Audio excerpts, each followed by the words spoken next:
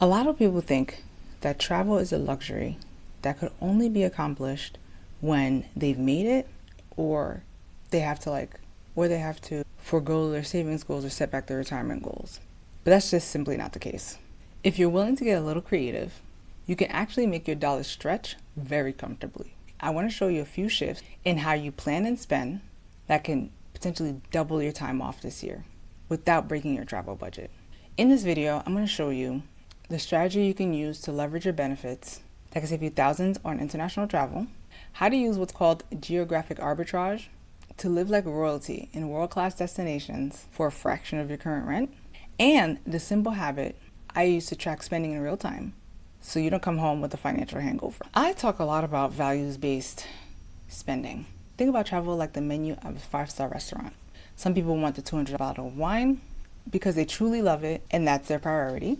Others would rather have the tap water and spend that $200 on an extra night at a hotel. There's no right way to spend, but the fastest way to break your bank is trying to do all the things. You can have the luxury experience, but you have to decide which parts of the experience really matter to you. Once you get clear on that, then the math starts to look a lot different. So, you may have sat down and planned a trip kind of on a whim because you were stressed out at work. And then you're like, I am booking a flight to Miami for the weekend. So you pull up a travel site and you see a flight for $500. And because you're in that I need a break right now headspace, you just hit buy. We've all been there. But when we wait till we're too exhausted to look at flights, we're usually paying the highest possible rate because we're not looking at the full picture. If you're willing to get a little creative with how you view your travel currency, you can actually keep a lot of that money in your pocket. This is where you have to start looking at your credit card sign-up bonuses as a dedicated travel fund rather than just extra points.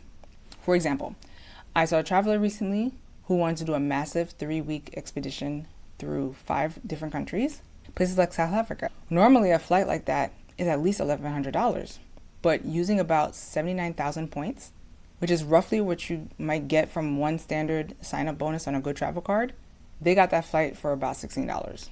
So looking at the example, the question you need to ask yourself is, are you exploring all your benefits so that you can spend the least amount of your own cash as possible? When you stop looking at flights just in terms of dollar and start looking at them in terms of perks that you've already earned, you realize that seeing the world doesn't have to be a massive drain on your savings. So now once you use your benefits to handle the flight, the next big hurdle is the cost of actually being there. This is where a lot of people get stuck because we tend to default to the same expensive Western vacation spots because they feel familiar. But if you want to travel more without draining your savings, consider geographic arbitrage. That's a fancy way of saying go where your dollar is most respected. Think about it like this. If you spend $100 here on dinner at home, you're probably looking at a decent steak and a glass of wine at a local chain. But if you take that same $100 to go somewhere like Portugal or parts of Southeast Asia, or even certain parts of Central America, that $100 suddenly buys you a 5-star multi-course experience for 2. When you choose destinations where your home currency has massive buying power, you're not just saving money, you're upgrading your entire lifestyle for the duration of that trip.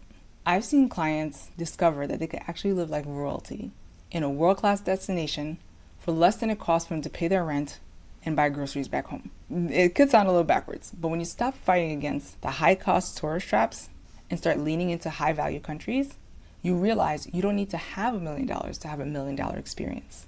This is a way of not being cheap but efficient with your money. You want to put your money where it's going to work the hardest for you. So before you start looking at that same expensive beach for the 3rd year in a row, do a quick search for high-value travel destinations. You might be surprised how much further your travel fund can take you. Something else people run up against is running across a flight that looks like a steal, right?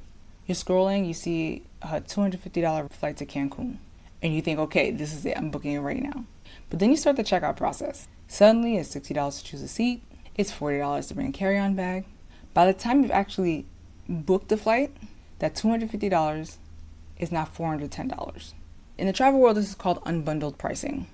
It's a little sneaky thing they do, where if you're looking at just the headline price, you're not really seeing the full cost of the trip. So to travel more without breaking the bank, start using a full cost filter.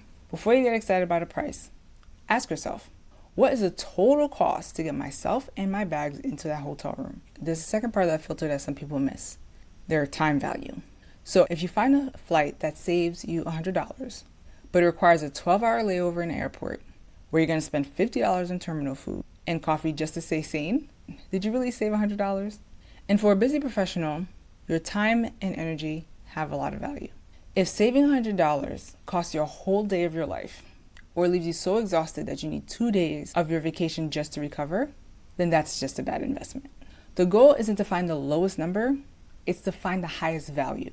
Sometimes paying an extra $70 for a direct flight is the cheaper move because it protects the one thing that you cannot make more of, and that's your time. Now, how about when you're at your vacation spot now? How do you stay on budget? You know, a lot of times when you're traveling, money doesn't feel real, right? You just swipe the card, and you could be using international currencies like euros or pesos. Because the colorful paper looks different, the numbers are larger, your brain treats it almost like Monopoly money. You swipe your card for a quick snack that winds up being $28 back home, but you really don't feel the pinch until you're sitting at the kitchen table 2 weeks later looking at that bank statement. To keep that from happening, I make it a habit to make real-time notes on my purchases while I'm abroad. The goal is simple. You convert every single purchase back to your home currency in the moment. Whether you're just jotting it down in a notes app on your phone or using a tracking app to visualize it, you have to see the actual dollar amount you just spent. If you're traveling with a group, you can even use shared tools to see where the money is going so no one's surprised at the end of the trip. This keeps you in the driver's seat. When you're tracking yourself in real time, you're giving yourself the data you need to keep saying yes to things that you actually value. You can enjoy that beautiful leather bag in Florence or the extra round of tapas because you already know how it fits in your plan. At the end of the day, travel is about freedom, and you can't truly be free if you're worried about what's happening in your bank account behind your back. Mastering your travel is just one piece of the puzzle. If you can manage your money on a trip to Portugal or Miami, you can manage it anywhere. It's all the same skill set.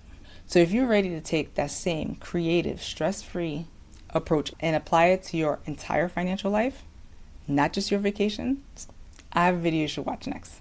I'm sharing some incredible tips on how to learn money management skills that actually stick so you can stop feeling like you're just working to pay bills and start feeling like the one in control. Click right here to watch that now, and I'll see you over there.